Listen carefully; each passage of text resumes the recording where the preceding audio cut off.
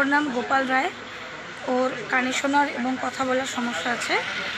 ও যখন দোকানে কোনো জিনিস কিনতে যায় তখন কোনো লিস্টের মাধ্যমেই সে সেই জিনিসগুলো কেনে, কিন্তু লিস্ট ছাড়া ও কোনো কিছু কিনতে পারে না। বিশেষ করে কোনো দোকানে থাকা দূরের জিনিস ও দেখাতে পারে না, যেহেতু কথা বলতে পারে না সেই জন্য ও দোকানদারকে সেটা বোঝাতে পারে না। সেই জন্য গোপালের সাথে একটি লেজার লাইট রাখে।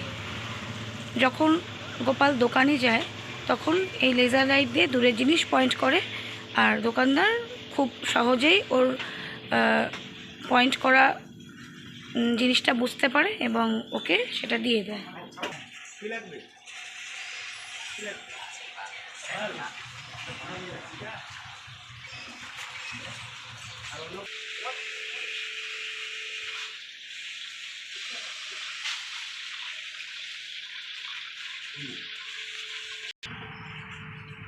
এইভাবেই গোপাল লেজার লাইট দিয়ে কোনো নির্দিষ্ট জিনিসকে পয়েন্ট করে আর নিজের চাহিদাটা সেটা বোঝাতে পারে।